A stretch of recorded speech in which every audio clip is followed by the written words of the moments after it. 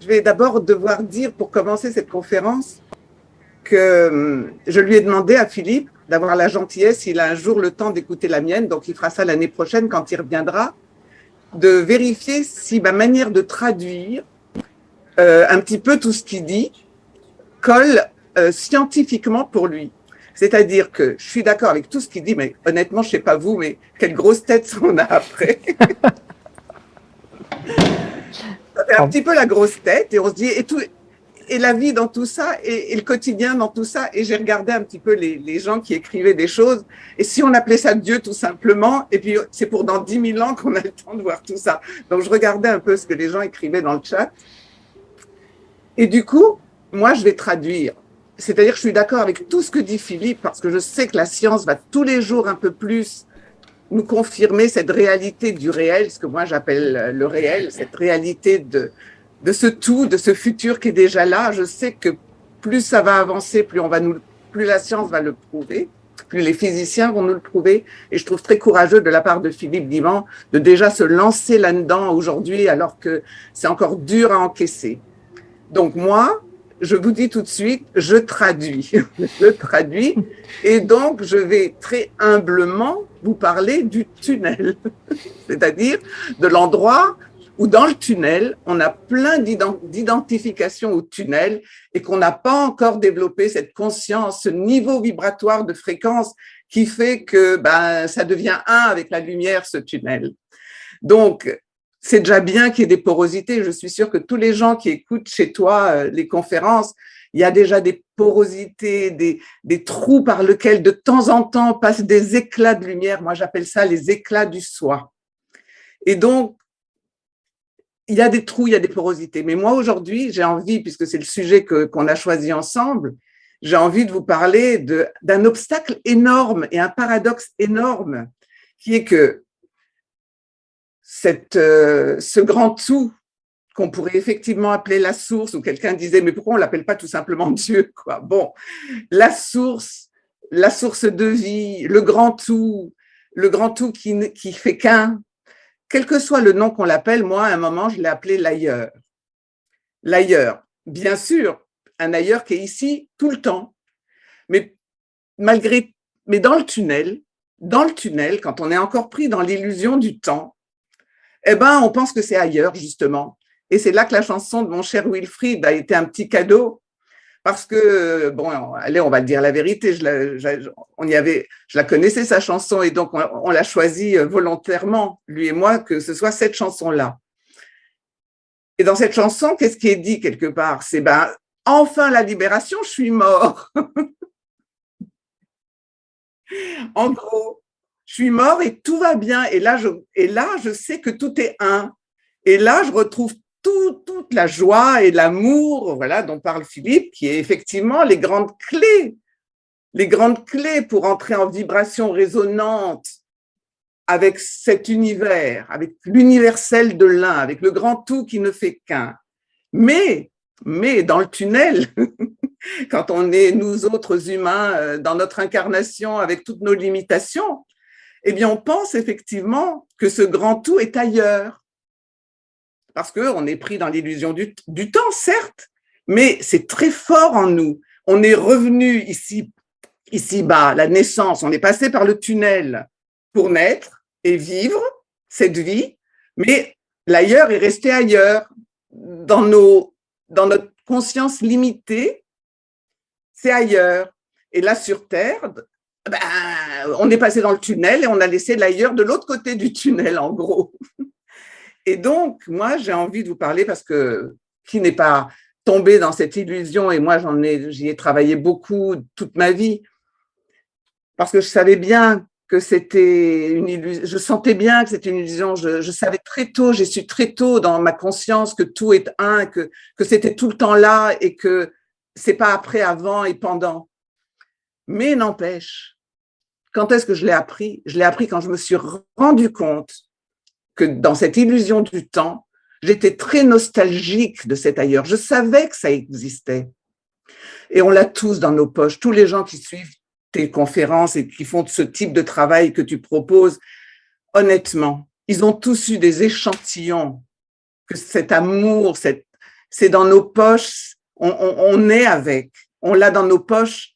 Et le problème, c'est quand on est nostalgique. Dans l'illusion du temps, on en est nostalgique. On a vraiment l'impression que naître, c'est passer dans ce tunnel, y vivre pour repartir quand on sera mort. Il y a la chanson de voilà. Et j'attends que Wilfried me fasse une chanson sur naître, c'est ne pas partir d'ailleurs. J'attends qu'il fasse l'autre côté. Voilà, et que l'année prochaine, il fasse une chanson sur quand je passe le tunnel et que j'arrive ici. Vous savez, on raconte dans la Kabbale, on dit qu'il y a un petit ange qui appuie sous le nez, et c'est ça qui fait la petite entaille là qu'on a sous le nez pour qu'on oublie. Et que c'est le toucher de l'ange, c'est pour nous faire oublier tout ça, parce que ce serait invivable de se souvenir de tant de beauté, tant de pureté, tant de joie, tant d'amour. Comment on pourrait vivre ici autrement qu'en voulant repartir très vite? Et donc l'ange nous fait oublier. Mais il en reste une trace. Et je pense qu'on a tous dans nos poches cette trace de l'amour. On peut l'appeler l'amour divin, on peut l'appeler l'amour de l'univers, l'amour du grand tout, l'amour de l'un, l'amour de la source de vie, c'est pas important. Cette lumière infinie, on l'a dans nos poches. Mais comme on est pris dans l'illusion du temps, on en est nostalgique parce qu'on croit au passé et qu'on est, vous le savez bien, vous le savez tous, pourquoi on passe notre vie chez les thérapeutes, chez les psys, etc. Pour se libérer du passé. Genre, c'est le passé qui est la cause de nos souffrances d'aujourd'hui. Et donc, on passe sa vie à retraverser nos mémoires, à aller travailler sur tout ce qui a causé nos souffrances, cause et effet, l'illusion de cause et effet, évidemment. Mais n'empêche qu'on traverse tout ça. Et c'est pas moi qui jetterai la pierre, hein, j'ai passé 10 ans en psychanalyse, donc voilà. On a tous ce moment identifié au passé, donc pris dans l'illusion du temps. C'est ça l'humain. C'est l'humain, et c'est vrai qu'il y a tout ce travail de la conscience, mais ça, je fais tout un travail par ailleurs sur la conscience, parce que c'est effectivement la clé pour s'en sortir. Mais pour l'instant, on va dire, regardons ce qui se passe quand on est dans ce tunnel, qu'on est encore un peu pris dans cette illusion du temps, et que finalement, le grand paradoxe que j'aimerais partager avec vous aujourd'hui, c'est que c'est la nostalgie de cet ailleurs qui empêche la porosité avec l'ailleurs. Voilà ce que moi, j'ai envie de partager avec vous suite à la conférence de Philippe Guillemant, et que c'est le paradoxe et notre attachement au passé qui empêche notre conscience d'être réceptif au futur qui est là, tout le temps. Et une des manières de vérifier qu'on a encore des restes, c'est de regarder, et surtout quand on est dans une dimension spirituelle, quand on a un peu d'ouverture spirituelle, c'est de regarder combien il nous reste de nostalgie de cet ailleurs. Même si on comprend intellectuellement ou au niveau de notre conscience qu'on ne devrait pas l'avoir parce que le temps est une illusion, regardons tous les effets qu'a cette nostalgie qui, paradoxalement, est l'obstacle pour moi le plus grand à la réalité de l'ailleurs, dans le quotidien, dans notre perception, dans notre ressenti et dans notre conscience mentale. Donc voilà le sujet, et donc merci Philippe Guillemant, merci Wilfried Barrueco, parce que vous me donnez là vraiment, vous m'avez donné une rampe de lancement magnifique pour lancer mon sujet et cette matière à réflexion que je vous propose, qui est quid de cette nostalgie de l'ailleurs, comment en guérir, quels en sont les effets sur Terre au quotidien, et même si on comprend métaphysiquement que c'est un obstacle, comment on fait le boulot pour trouver cette joie de vivre sur Terre, parce que Philippe Guillemant, il nous parle de la joie. Bon, moi, je suis très spinoziste, donc comment on sort justement des valeurs tristes, comment on construit ce que j'appelle moi une éthique de la joie, l'éthique de la joie qui est la clé, et je suis complètement d'accord avec Philippe là-dessus, c'est la clé pour faire la reliance, pour faire la résonance avec la lumière infinie, avec l'amour, tout simplement avec l'amour, pour que l'amour puisse s'éprouver. bien sûr, il faut qu'on ait cette vibration. Attends, j'ai perdu mon fil là tout d'un coup. Je disais, je sais plus là, je sais plus où je suis partie.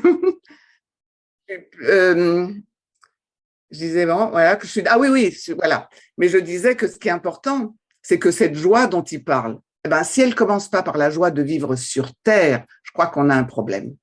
Voilà. Ça, c'est mon vrai sujet. C'est bien beau de parler d'amour divin, d'amour de lumière, de pur amour. C'est bien beau de parler de joie qui fait la résonance avec cet ailleurs ou cette source de vie ou l'amour, tout simplement, avec l'amour. Mais comment est-ce qu'on peut être dans l'amour en tant qu'on est incarné, justement, si on n'est pas mort, pour être libéré? Et encore, j'ai des choses à dire là-dessus. Mais bon, comment est-ce qu'on peut imaginer toucher cet amour si la joie, qui est l'outil pour y arriver, ne commence pas par la joie de vivre sur la terre, d'avoir dit un vrai oui à la terre, à la vie, à sa naissance. Voilà mon vrai sujet. Voilà. Et je pense que ça, beaucoup s'y reconnaîtront. De la population. Parce que c'est une part de l'humanité, c'est une part de notre humanité de l'humain qu'on doit traverser. On doit la traverser d'abord parce que l'ange nous a appuyé sous le nez et qu'on a oublié et qu'on se refait prendre par l'illusion. Et que ce tunnel dont parle Philippe, moi je l'appelle la matrice artificielle. C'est une matrice. Elle nous tient avec l'illusion. Elle nous tient avec des mémoires qui ne nous appartiennent même pas, puisque tout le monde passe par le tunnel, on s'attrape plein de choses à l'arrivée et au départ, d'ailleurs. C'est pour ça que même mort, c'est pas garanti qu'on se fasse pas encore un petit peu avoir. Que la chanson, hein, qu'on n'arrive pas à la libération immédiate, même de l'autre côté. Pourquoi? Parce qu'on a attrapé des mémoires à la sortie et qu'on est resté identifié à ces mémoires qui sont artificielles. C'est de la mémoire, pour moi, hein. Alors, c'est là que j'attends que l'année prochaine, si Philippe a le temps d'écouter ce que moi je raconte, qu'il me dise si ma traduction est juste d'un point de vue scientifique, s'il peut prouver ce que je dis de la hauteur de son niveau scientifique. Moi, je le sais parce que j'y crois métaphysiquement. Je te signale que Philippe est en train de t'écouter. Ah bon, alors voilà, peut-être que… Bon, super.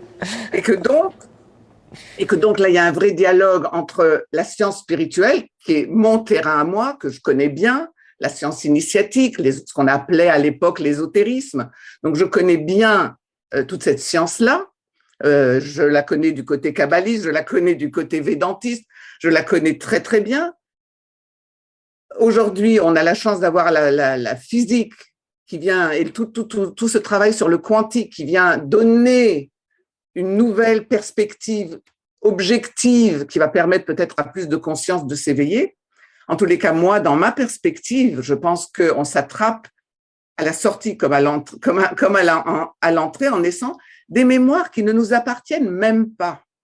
Et toute notre vie, on passe notre vie chez les thérapeutes, on passe notre vie chez les psys pour travailler sur des mémoires qui ne nous appartiennent même pas.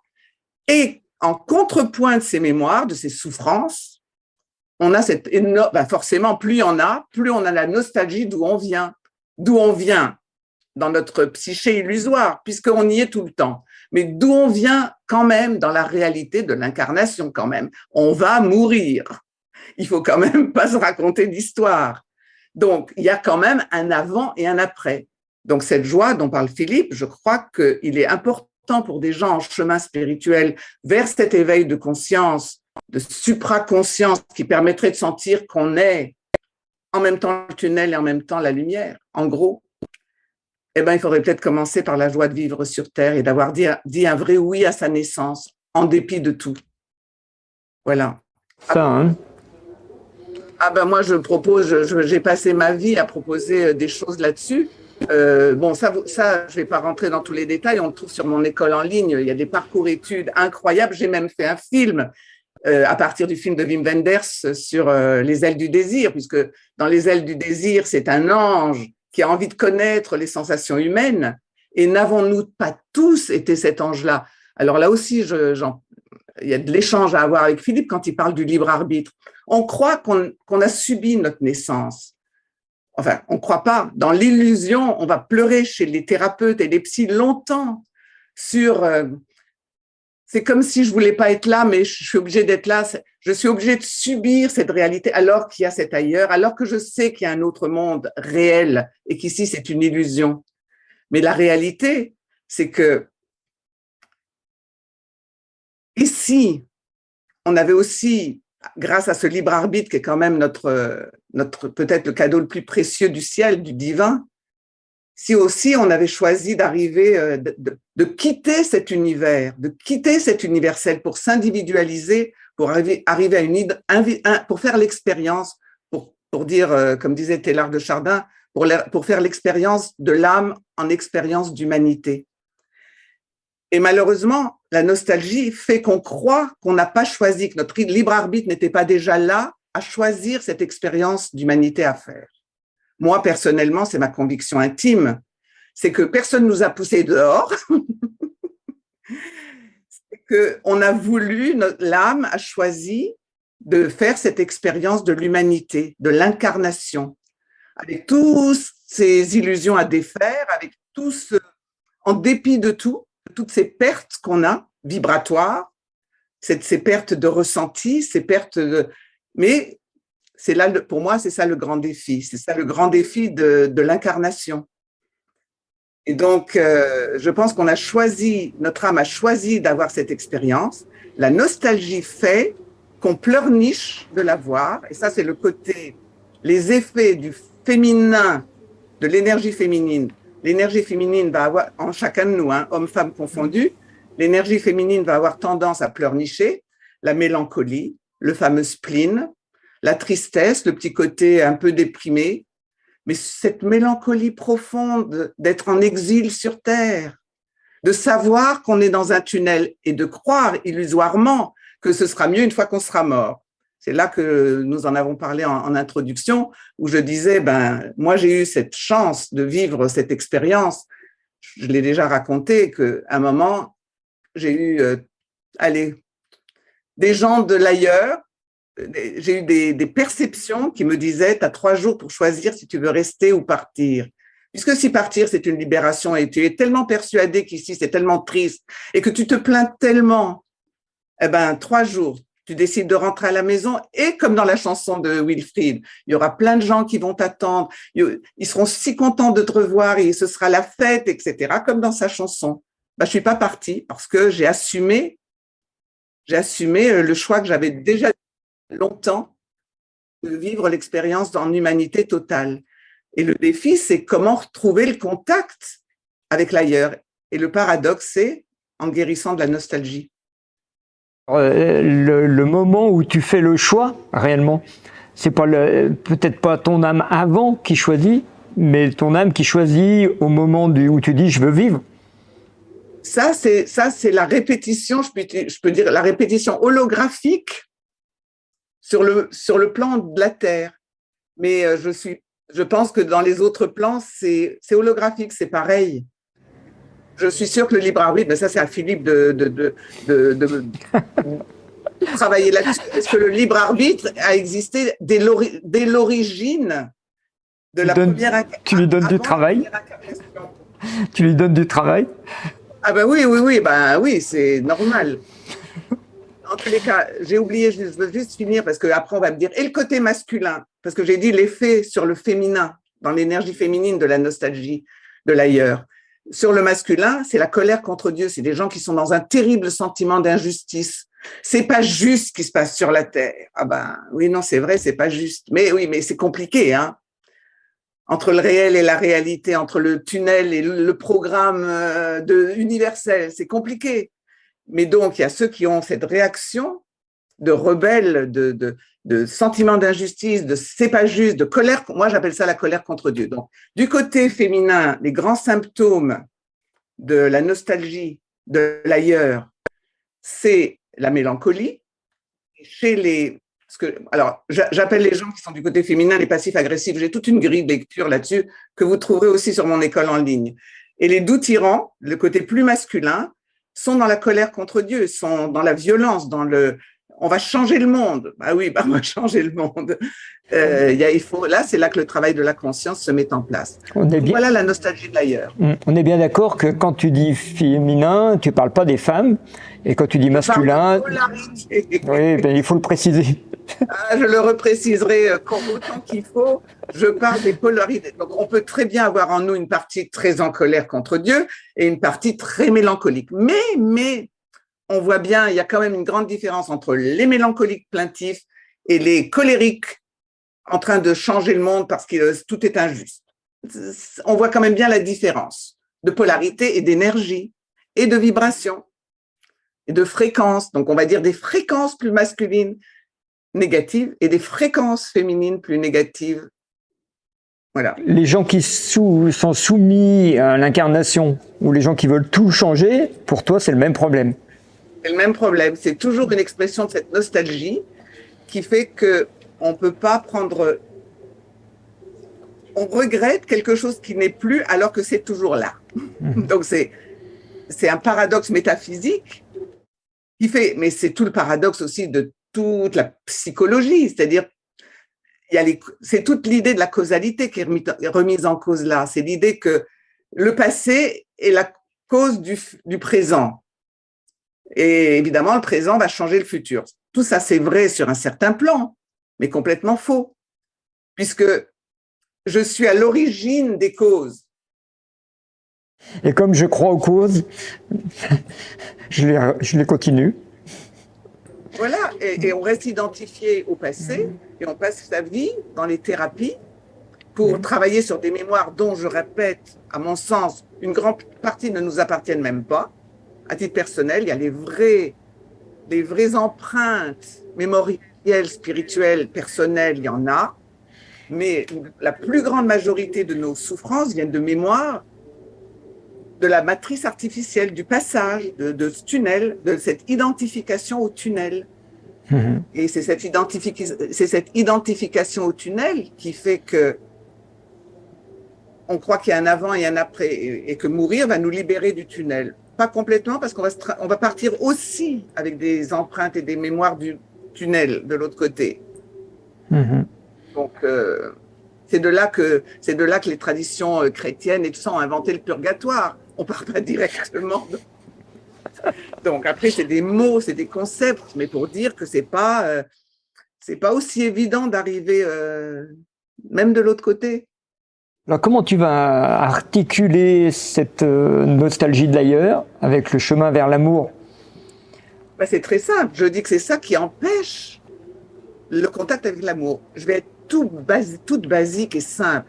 Comment, si je ne n'ai pas un oui total à ma naissance, comment si je n'ai pas libéré quelque chose de ma joie de vivre sur Terre, comment est-ce que je vais qu'est-ce que je vais demander à un autre? Je vais demander qu'il remplisse ma joie de vivre, je vais demander que sa caresse remplace la caresse divine. Bon, on s'est perdu d'avance. Ou alors je vais rentrer dans l'illusion du ressenti fusionnel. Nous ne faisons qu'un, justement, comme il y a de la conscience d'unité, eh bien on va faire qu'un, mais c'est pas de la vraie conscience d'unité. Je dirais c'est du Canada Dry, parce que c'est du fusionnel. Mais l'autre, il va rester autre. Il va pas se laisser fusionner si facilement. Il va pas devenir si facilement un avec nous parce qu'il est justement autre. Ça va pas durer. Et donc, ça va pas durer. Ça va pas durer, non. Et ça, c'est une autre chose très importante pour moi. Alors, je sais pas si c'est le moment de le dire, mais c'est que le deuxième outil de guérison pour retrouver cette porosité entre le tunnel et le futur qui est déjà là, c'est d'abord guérir de la nostalgie, et donc ça j'y reviendrai, et l'autre, c'est de comprendre que l'autre fera toujours, enfin que l'autre est mon test de réalité, si je puis dire, et que tant que je n'arriverai pas, premièrement, à la joie de vivre, et deuxièmement, à un lien de paix et non de rapport de force avec l'autre, il ne faut pas espérer les vibrations résonantes avec le grand tout dont parle Philippe, et certainement pas avec des fréquences suffisamment hautes pour que les informations puissent circuler et ramener de la joie et de l'amour dans notre vie au quotidien. Donc moi, je suis très pragmatique là-dessus. Je me dis que aussi spirituel ou aussi épanoui qu'on puisse être dans sa conscience, dans sa supraconscience, ça se vérifie par sa joie de vivre sur Terre, le sourire à la vie de tous les matins, et ça se vérifie par la conscience d'altérité, c'est-à-dire la reconnaissance qu'il y a de l'autre, donc le possible de la relation. Il faut voir que altérité et réalité, ce sont des anagrammes. C'est les mêmes lettres. Altérité et réalité, c'est des anagrammes. Donc, dans la réalité, on a toute cette réalité illusoire mais réelle. Et on a aussi l'autre comme réalité illusoire mais réelle, et plus réelle encore que les ressentis des objets et de tout ça. Parce que ça encore, on peut se dire, on peut facilement monter sa conscience au-dessus de tout ça. Mais l'autre ne nous permettra jamais de monter notre conscience au-dessus de tout ça parce qu'il est autre. Ou alors, il ne faut pas s'en approcher, il faut aller retourner dans les grottes ascétiques, et très bien. Et donc, du coup, pour moi, c'est la joie de vivre sur Terre et la compétence relationnelle à l'autre, en amitié, en échange, en joie du partage, joie de vivre et joie de vivre sur Terre et joie du partage, qui vont dire combien on est guéri de la nostalgie, de l'ailleurs. Et le paradoxe, c'est que c'est cette guérison qui permet l'amour, qui permet que ça vienne à nous, qui permet d'entrer en contact avec cet amour et qui, du coup, nous ressource pour nos amours humaines et sexuelles. Mmh. Ce matin, c'est bien dans la réalité. Ce matin, on avait une conférence d'un homéopathe, d'un médecin homéopathe, Philippe Barthelet, qui pointait à la fin de sa conférence le fait qu'on pouvait difficilement se découvrir tout seul, du coup. On peut pas. Mais ça, c'est la réalité, si je puis dire, du tunnel. Et donc, l'autre va nous servir tout au long de notre vie à être un test de réalité de combien je vais me libérer grâce à l'autre de l'illusion fusionnelle qui est engendrée par la nostalgie de l'ailleurs, par exemple,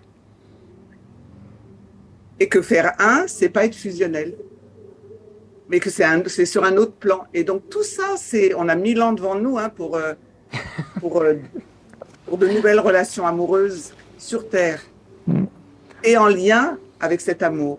Parce que sinon, ça tournera en rond dans les petites névroses ordinaires de l'illusion relationnelle. Donc tu parles plutôt de complémentarité, alors. Je parle même d'un autre mot, je parle d'asymétrie. Alors ça encore, il donne du travail. Tout le monde parle de différence, alors qu'on ne peut pas parler de différence puisqu'il y a une unité du tout. On est tous un, donc on est tous les mêmes, entre guillemets. Mais une méméité dans l'altérité, ça oblige à reconnaître fondamentalement l'asymétrie. Tu as des choses que j'ai et que je n'ai pas, et j'ai des choses que tu as ou que j'ai et que tu n'as pas. C'est l'asymétrie. Alors, comment l'asymétrie se joue dans le champ quantique, dans l'espace, et comment vont se faire les petits dessins au niveau… Ça, alors là, je suis incapable. Mais par contre, c'est vachement passionnant d'y jeter un œil. Donc moi, je pense que c'est le terme d'asymétrie qui est une clé pour l'avenir, plutôt que accepter la différence, accueillir la différence. Non, on n'est pas différent, mais on est terriblement asymétrique. Alors, mon cher Philippe, l'asymétrie dans le cosmos, dans l'univers, c'est quoi? Alors ça, je ne peux pas vous dire. Je peux vous dire que c'est une manière, en tous les cas, d'ouvrir à la gratitude, parce que je sais que l'autre a quelque chose que je n'ai pas, à la reconnaissance, mais surtout à la gratitude. C'est la clé de l'amour humain. Je vais recevoir et donner. C'est les lois de l'échange sur Terre et probablement au ciel aussi. Tout est je donne et je reçois, je donne et je reçois, en asymétrie. En asymétrie. Et à mon avis, c'est ça l'amour humain. J'ai de la gratitude pour ce que je reçois et de la reconnaissance pour ce que j'ai à donner, et ça circule tout le temps. Et c'est vrai que pour moi, c'est plus que possible. C'est la réussite de l'amour humain sur Terre. Après, combien il est lié et combien il va éveiller la conscience pour pouvoir être ressourcé en permanence par l'amour, allez, je vais appeler ça l'amour divin pour appeler un chat, l'amour du cosmos, la lumière infinie, on peut appeler ça comme on veut. Ça, c'est l'endroit où je continue à me débarrasser des illusions et de ces fameuses mémoires engrammées dans le tunnel, ces fameuses identifications et au temps et à l'espace et à la matière. Ça, c'est clair. Ça, c'est le boulot qui est à faire, ça, c'est évident. Mais c'est la partie spirituelle.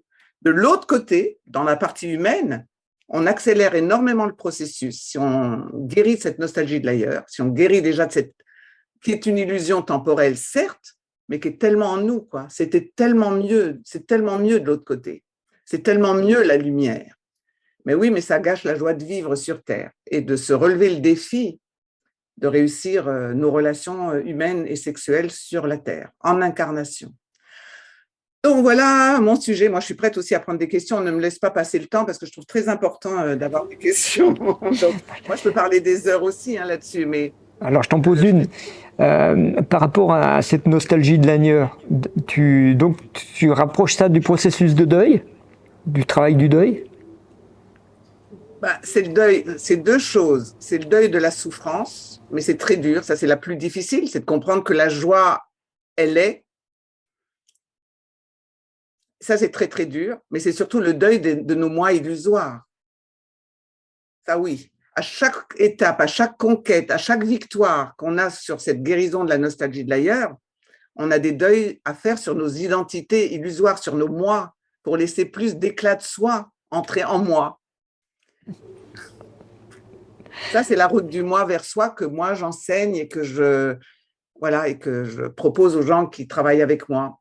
Mais c'est une route du moi qui passe aussi par se défaire de toutes les étapes illusoires d'identification au passé et à des mémoires, les nôtres, mais aussi celles artificielles. Ça fait beaucoup de travail. Tout ça pour dire que c'est du travail et que ce n'est pas simplement en méditant qu'on va y arriver, qu'il y a un vrai travail de conscience. Ça c'est le mot-clé, d'élargir en permanence sa conscience.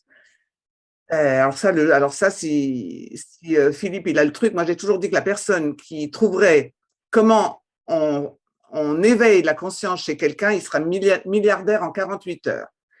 C'est très difficile de faire comprendre la couleur du lait blanc à un aveugle. Voilà. Et quand on dort, on ne sait pas qu'on dort.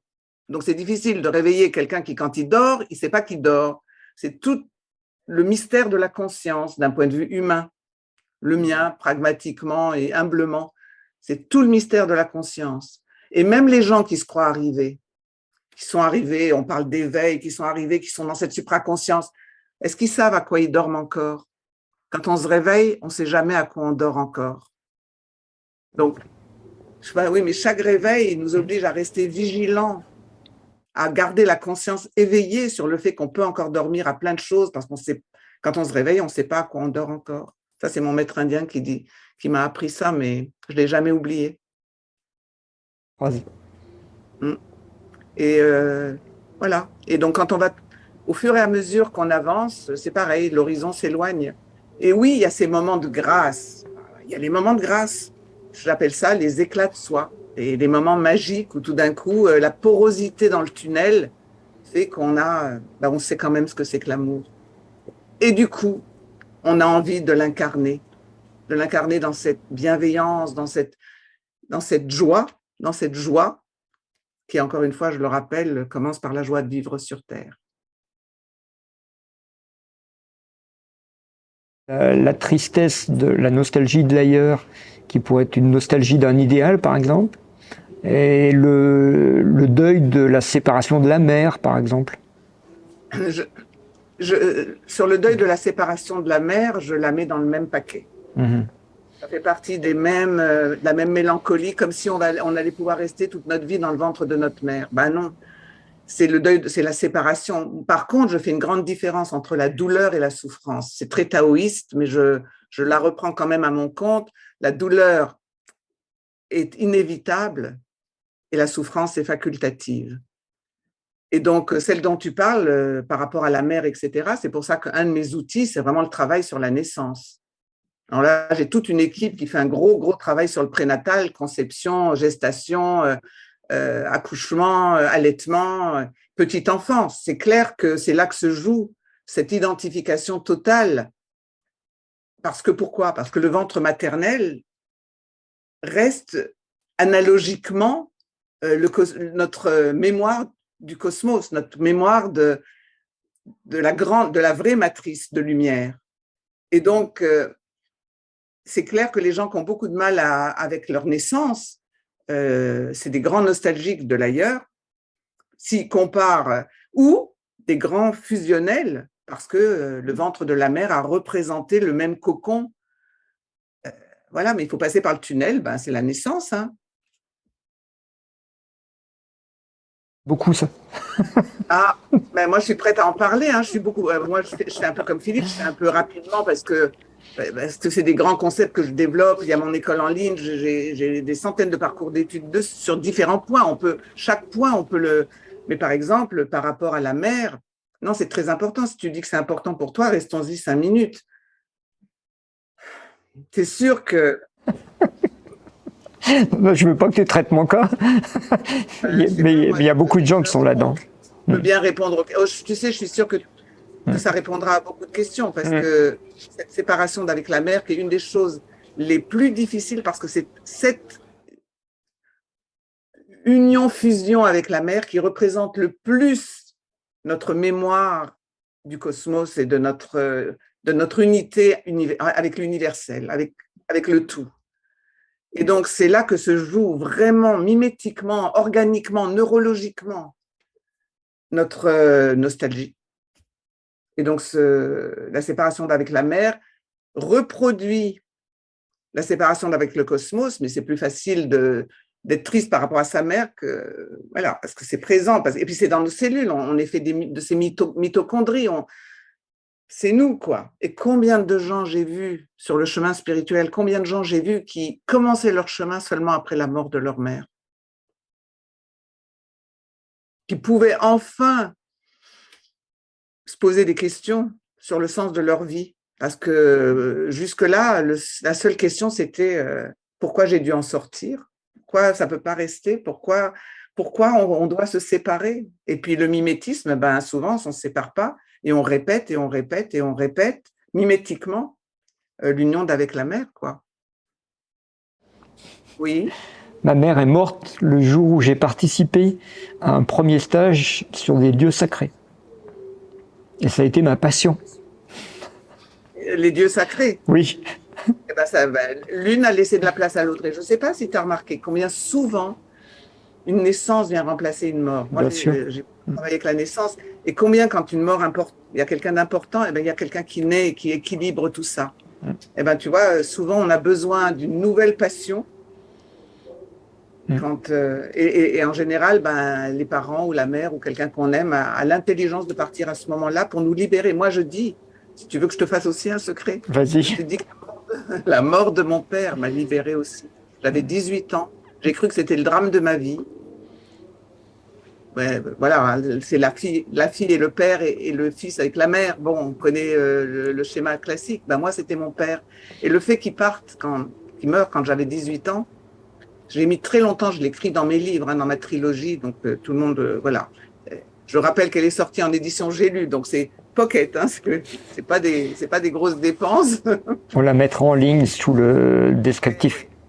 Mais pour moi, je le dis, c'était très choquant, mais c'est vrai que j'ai fait tout un travail d'analyse, mais c'est mon travail spirituel, c'est l'éveil de ma conscience qui m'a montré combien je gardais cette projection fusionnelle sur mon père, et le fait qu'il soit parti, ça m'a obligé à confronter mon désir personnel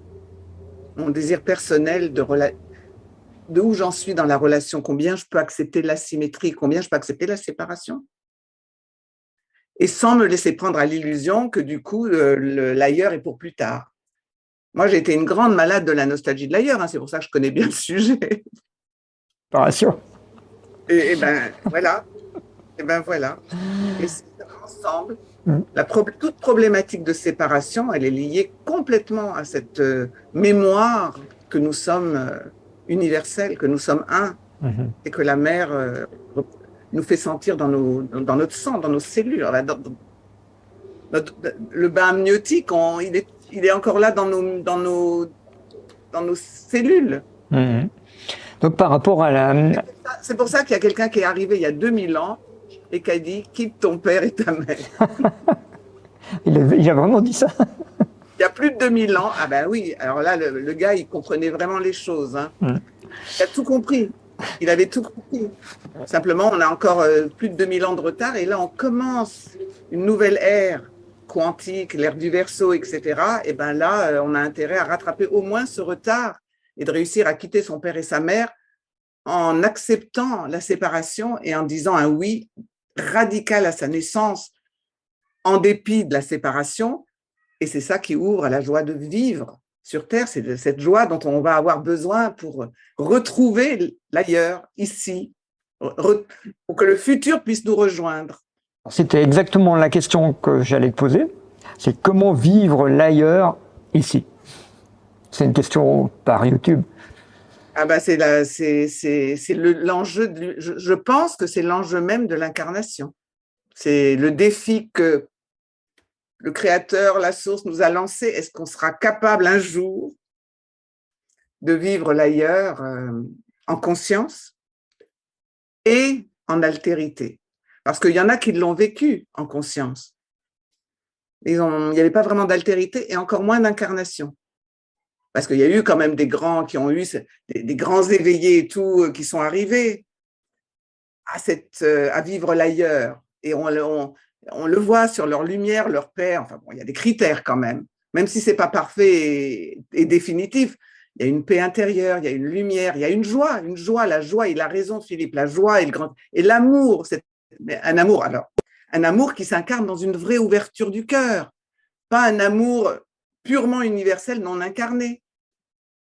Donc tout ça, c'est notre défi d'être humain pour les 2000 ans qui viennent. Mais il y a 2000 ans, il y a quelqu'un qui a dit « quitte ton père et ta mère ». Si on n'a pas fait ce bout-là, on va être un petit peu en retard et un petit peu alourdi de fardeau pour faire le prochain pas de l'humanité. Et oui, c'est possible, et c'est pour ça que je trouve admirable que Philippe ait le courage de parler de tout ça, parce que c'est aussi une manière de dire c'est possible. Et on nous prend un peu pour des... Surtout lui qui est scientifique. Moi, à la limite, ils peuvent dire que ouais, la métaphysique, bon, tout ça, bon, d'accord. Mais c'est le défi, c'est notre défi d'humain en incarnation, c'est de réussir à vivre l'ailleurs.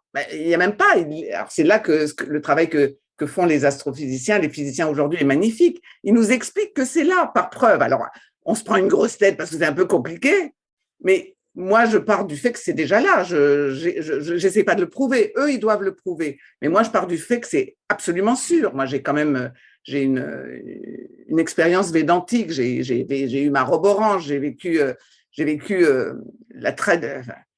le chemin spirituel de non-dualité. J'ai connu des moments d'éclat de soi. Et simplement, j'ai confirmé mon choix d'expérience en humanité. Et j'espère que avec les années qui vont me rester, que j'aurai de plus en plus de choses à dire sur comment se fait cette alchimie, parce que je vais le vivre, parce que c'est mon enjeu d'incarnation. Voilà, c'est un choix que j'ai fait de questionner cette alchimie vibratoire entre l'ailleurs et l'incarnation, incluant l'altérité, c'est-à-dire ce que je dis toujours et je vais le redire là, c'est que la relation reste le test de réalité de tous nos niveaux de conscience. Justement, en fait, j'ai envie de te dire une phrase que j'ai notée et comme ça je ne vais pas la rater. Si on ne fait pas ce travail d'incarnation de notre perception, de notre conscience du tout, si on ne fait pas descendre notre âme dans nos chaussettes, on ne pourra jamais prendre notre pied avec l'ailleurs. Voilà, je vais te la faire résumer. Et ça, c'est notre défi d'être humain, je pense, spirituel. Alors j'ai une question de YouTube encore. Comment quitter son père et sa mère concrètement? Est-ce que c'est de quitter le domicile familial? Non, ça rappelle-toi, ça c'était ce qu'on faisait dans les années 70, on partait en Inde. Non, mais non. Non, mais c'est un vrai travail. Alors là, pardon, je ne veux pas me faire ma publicité, mais j'ai 3 ateliers absolument extraordinaires faits avec des experts en prénatalité qui sont sur mon école en ligne et qui font tout ce travail. Alors, c'est un vrai travail. Ce n'est pas seulement un travail psychologique, c'est un travail Alors, je reprendrai le libre arbitre là de Philippe. C'est vraiment un test pour notre libre arbitre. Ou alors on peut pas, c'est plus fort que nous, ou alors on décide qu'on va quitter notre père et notre mère. Et c'est beaucoup plus facile une fois que le choix a été fait. Ce qui est difficile, c'est le choix, mais on a notre libre arbitre. C'est ce que Philippe expliquait scientifiquement. Déjà, il faut le décider. Le plus difficile, avant de demander comment, avec tous les outils, il ne faut pas confondre les outils et la voix. Il y a des outils, il y en a plein. Les revécus de naissance, l'aptonomie, la respiration holotropique, il y en a plein, des outils. Mais la voix, c'est de choisir, rechoisir en toute liberté l'incarnation. Voilà. Et dire merci à son père et à sa mère de nous avoir mis au monde. C'est comment on sait qu'on les a quittés? On a de la reconnaissance pour eux en dépit de tout. Ils ont donné cette vie et cette possibilité d'expérience d'humanité. Chine appelle la piété filiale. Ouais, bon, c'est un petit Roland Cateau, ton terme, mais je Connaissance des ancêtres. Voilà, ça oui, la reconnaissance des ancêtres et la reconnaissance qui nous ont donné la vie et que c'est vrai qu'on aura appris plein de choses du transgénérationnel, etc., qu'il y a tout un travail à faire, mais c'est nous, c'est pas eux la cause de ce travail. C'est notre propre résonance qui a fait qu'on est arrivé chez ces parents-là. Oh, c'est compliqué. Mais là, je pourrais faire c'est mes cours, hein, c'est mon enseignement. Je peux pas, Alors, peux pas donner des détails, mais... Une question qui va dans le même sens.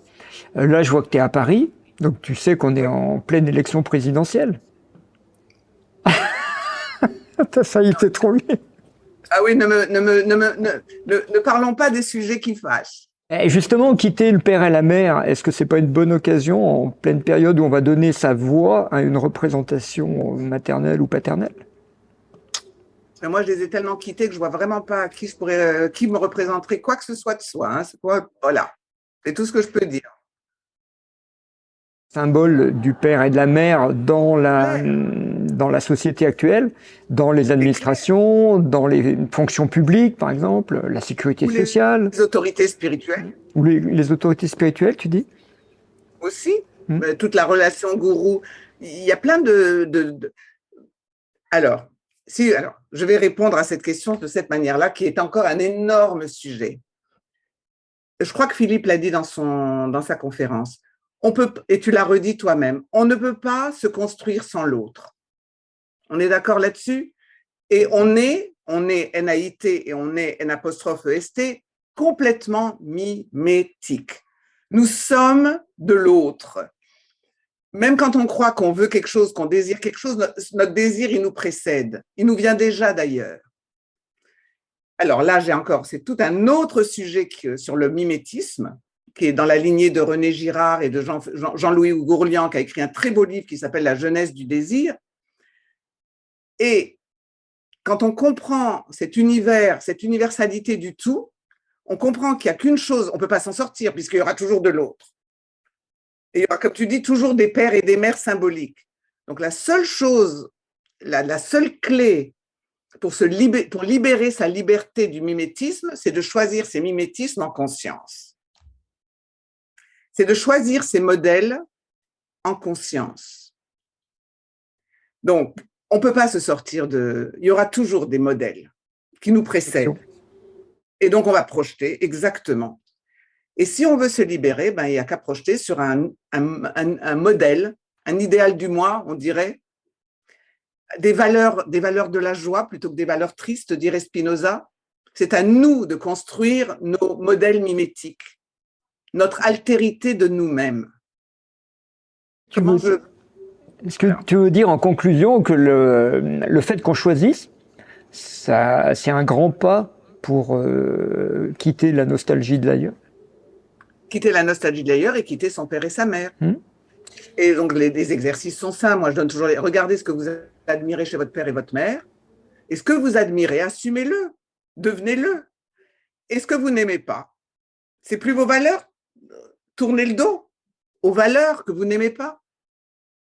Donc, un travail tout simple. Qu'est-ce que j'admire et qu'est-ce que je déteste chez mon père? Qu'est-ce que j'admire chez ma mère? Qu'est-ce que je déteste chez ma mère?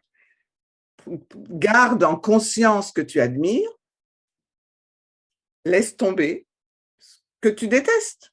Libre arbitre, là, il y aura sûrement des longues discussions avec Philippe aussi. Là, le pouvoir du libre arbitre, je choisis ce que j'admire, je ne me laisse pas entraîner dans la tristesse et le drame de tout ce que j'ai reçu que je déteste.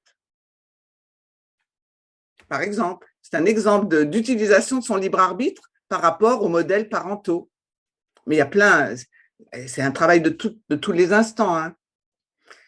Et puis, de temps en temps, se souvenir de l'amour sans nostalgie. Il y a une fois, j'étais au-dessus de mes parents, une vision, hein, et ils étaient en train de faire l'amour, et je savais qu'ils étaient en train de me faire. Et il y avait une conscience qui disait, c'est la seule chose importante qu'ils aient jamais fait dans leur vie. C'est drôle, tu vois, on ne se connaît pas bien, Gilles, mais c'est très amusant ce que tu dis, parce que ça, c'est les mémoires de la conception. Eh bien, figure-toi, pareil, que moi aussi, j'ai fait ce travail. Et moi, j'ai toujours eu, bon, je viens de raconter, mon père est mort à 18 ans, il m'a marié, enfin, j'ai fait tout un film là-dessus, j'ai écrit toute mon autobiographie, mes 3 livres autobiographiques, je raconte toute l'histoire, le poids du père, d'accord?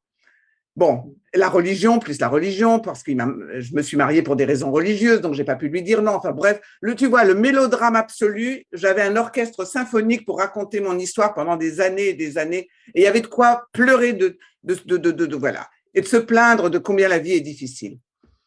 Bon, j'ai fait tout le travail psy, tout ce qu'on voudra, tout le travail sur les résonances, mais le jour où j'ai fait le travail sur la conception, où j'ai fait ce travail de revécu de naissance, de revécu de conception, il faudrait dire. Donc, je connais des gens qui font ça très, très bien avec un type de travail, comment on dit, d'hypnose, mais pas ericksonienne. Bon, bref, des outils, il y en a plein. Donc, j'ai fait ce travail et pareil, je me suis vue et j'ai vu mon père prendre du plaisir. Prendre du plaisir. Mon père était un très bel homme et avec sa religion, tout ça, et là, tout d'un coup, je voyais mon père en homme érotique, en homme qui aime l'amour, qui aime faire l'amour, et j'ai vu son plaisir. Et ça m'a libérée. Et c'était pareil. J'ai dit, c'est la meilleure chose que tu pouvais faire. Et là, j'ai vraiment clôturé. Et j'ai pu prendre mimétiquement quelque chose de mon père, donc lui dire merci, parce que j'ai pu prendre ce côté de l'éros que j'ai aussi et que j'ai pu reconnaître que ça venait de lui. Que ce côté un peu d'aimer la vie, d'aimer le plaisir, d'aimer le vivant, et ben ça venait de lui. Et jusqu'à présent, ce côté que je voyais quand même chez lui, il était tout le temps lié à l'Holocauste, puisqu'il a pas, voilà. Et c'était un poids lourd, etc. Ben, tu vois, voilà ce qu'un revécu de conception, ce que peut faire. Ils ont quand même rien fait de mieux que de faire ça parce qu'on est là. Et si on s'aime un peu, et si on aime un peu la vie, c'est quand même un moment super important. Voilà. En conclusion, on pourrait dire que tu préconises de prendre son pied, quoi. Ouais, je te répète, mais pour ça, il faut accepter l'incarnation sans nostalgie de l'ailleurs. Le paradoxe, c'est que plus cette acceptation est faite, plus l'ailleurs vient nous chercher, plus notre futur nous rejoint.